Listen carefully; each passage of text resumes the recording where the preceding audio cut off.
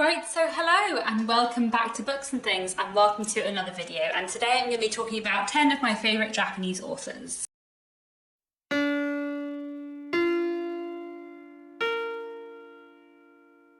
So as I have mentioned a couple of times over the last few weeks, I went on holiday to Japan in May, which was really exciting. And one of the reasons why I really wanted to go to Japan was because I really enjoy Japanese literature.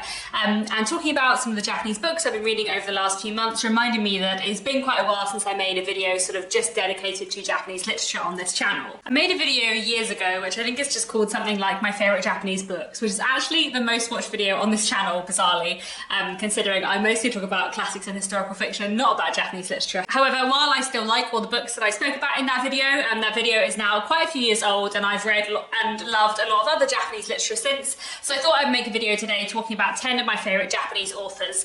So focusing sort of on the authors in general, I suppose, rather than the books.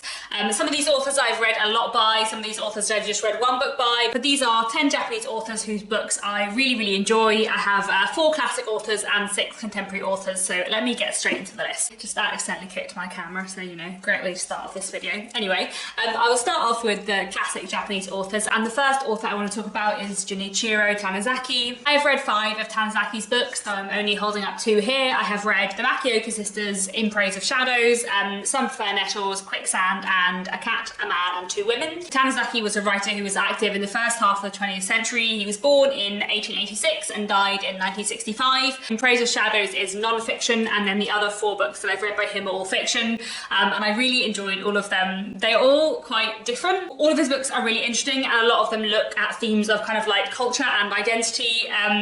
Some Fair Nettles and In Praise of Shadows both look at kind of like tensions between Western and Japanese culture in the early 20th century. The Makioka Sisters is a sort of long, sprawling novel about a group of sisters and their sort of romantic relationships and their efforts to get married, which, if you like 19th century British literature, is really worth a read. I think you'll find a lot in there that you really like. Quicksand is a complicated, messy story about a married woman who falls in love with another woman. And A Cat, a Man, and 2 Women is a story about a man who has separated from one woman, is now with another woman, but the actual real love of his life is his cat. And I just really like all of Tanizaki's books. I think they're all really great. He has a really fantastic way of writing, and I just really enjoy his books. I'm looking forward to reading more by Tanizaki in the future. I think he wrote quite a lot, and he's a very kind of prominent figure in Japanese literary history, so a lot of his books have been translated into English. I definitely have more to read. If anyone has any recommendations for where I should go next to Tanizaki, let me know. I think the first book I read by him was Some Fair Nettles,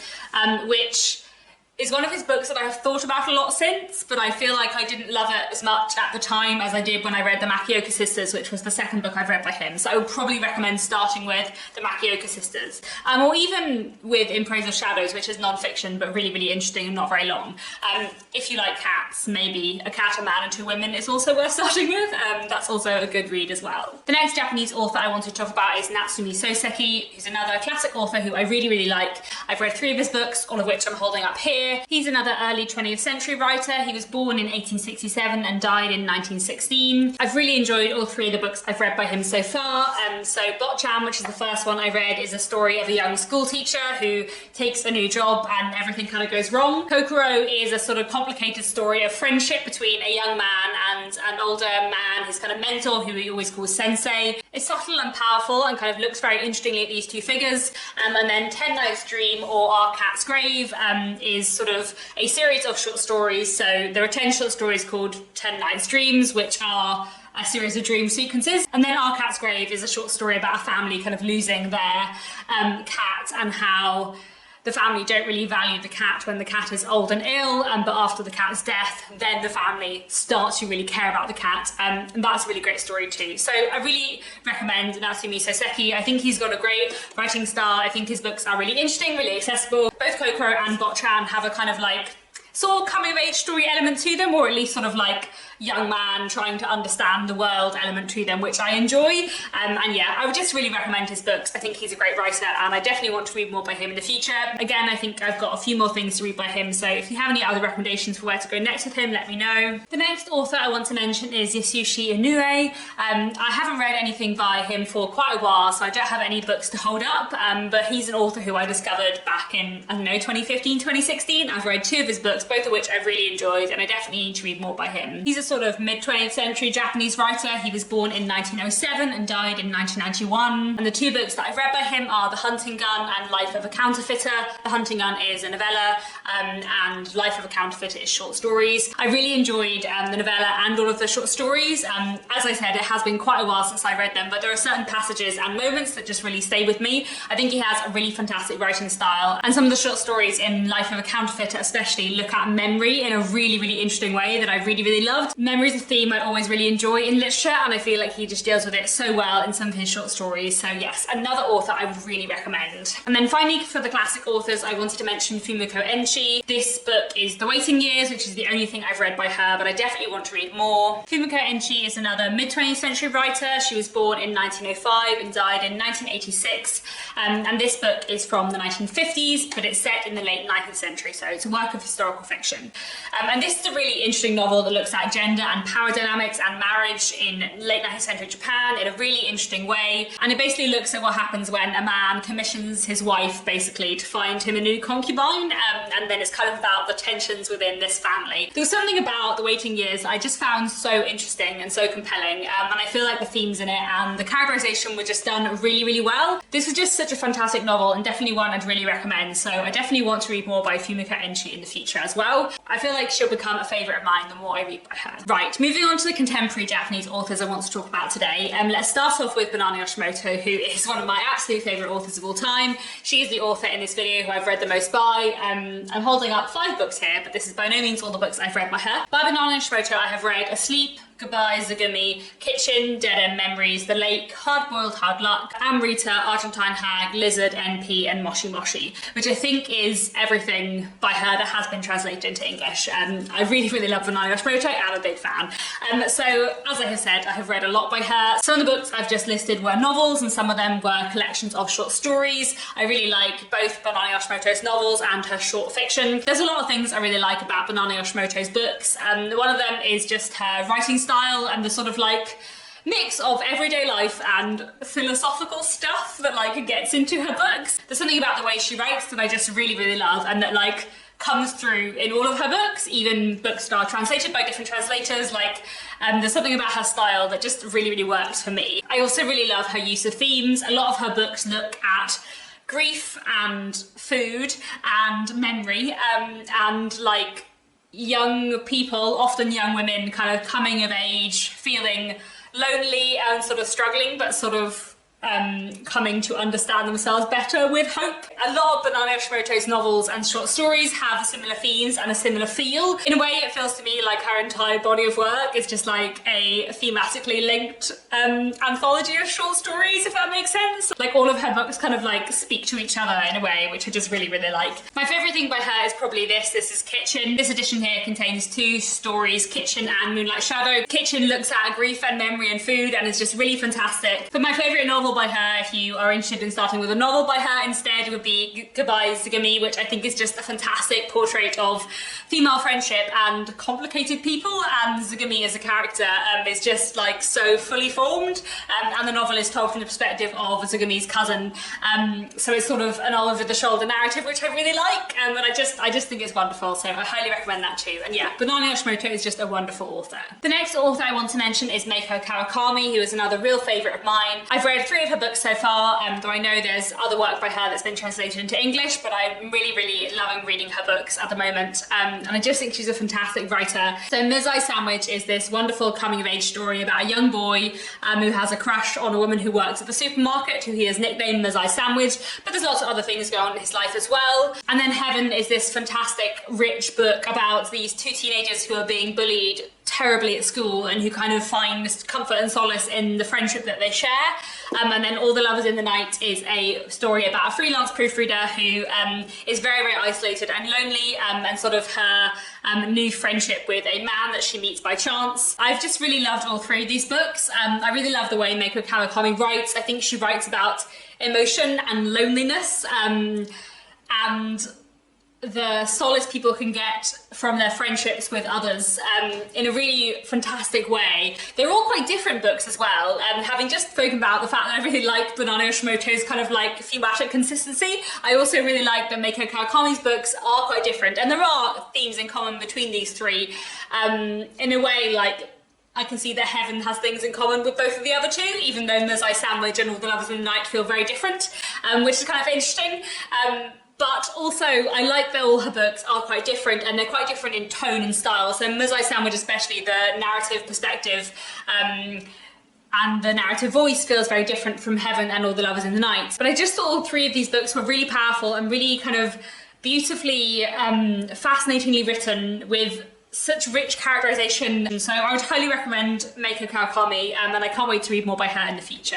The next author I want to mention is Yoko Ogawa. I've only got Revenge to hold up here, which is a short story collection by her, but I have also read The Housekeeper and the Professor, which is a novel that I love as well. And she's an author I definitely want to read more by. I've heard great things about The Memory Police and The Diving Pool, and she's just an author whose books so far I have really, really loved. It's been quite a while since I last read something by her, so I definitely need to read something more by her soon. Revenge is a collection of interconnected short stories, many of which have some kind of like unsettling element in them, or characters who are kind of like driven by revenge in some way. But actually, if I remember correctly, my favourite short story in it is Fruit Juice, which I think is not really about revenge and is one of the more like hopeful stories in the book, though some of the stories get quite dark.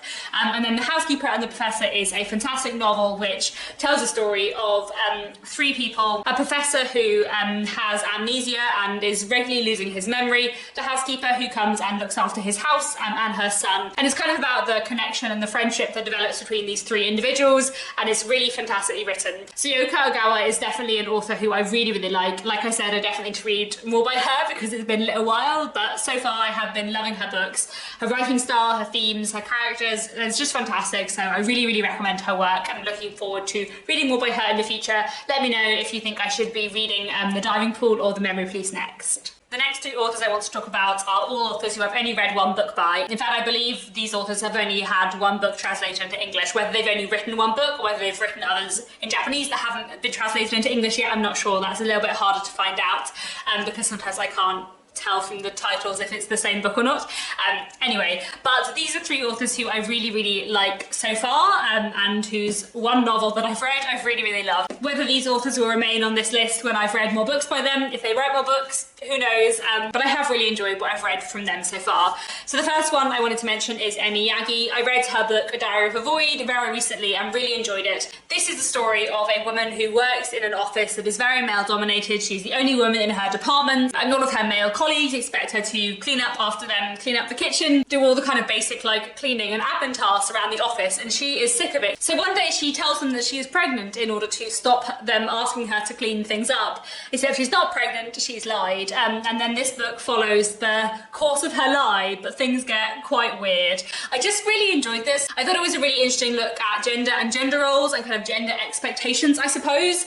And the main character and her sort of complicated journey and the people she meets along the way during her lie. It was just something I found really, really interesting. It's just a really interesting book, one I would really recommend, and I'm looking forward to reading whatever Emmy Yagi writes next. The next author I want to talk about is Durian Sukegawa, and his novel Sweet Bean Paste remains a real favourite of mine. This is such a fantastic book. This is a bittersweet, powerful, wonderful novel that tells a story of three people who kind of meet by chance and become connected. We start off following a man who works in a confectionery shop making dorayaki, which are pancakes filled with sweet bean paste, and one day he is approached by an elderly woman who wants to help out in his shop. They end up kind of becoming friends, and they also befriend a teenager who lives nearby. It is a story about cross-generational friendship and loneliness and stigma, and it's just really, really fantastic. So I highly, highly recommend Sweet Bean Paste. It's a wonderful, wonderful, just fantastic novel, and yeah, really, really wonderful read. The final author who I want to talk about is Natsu Miyashita, and the book that I've read by her is The Forest of Wool and Steel, which I absolutely loved, and which I think about all the time. This is a book that I read last year, I think it was last year, and I just absolutely fell in love with. It is the story of a young man who becomes a piano tuner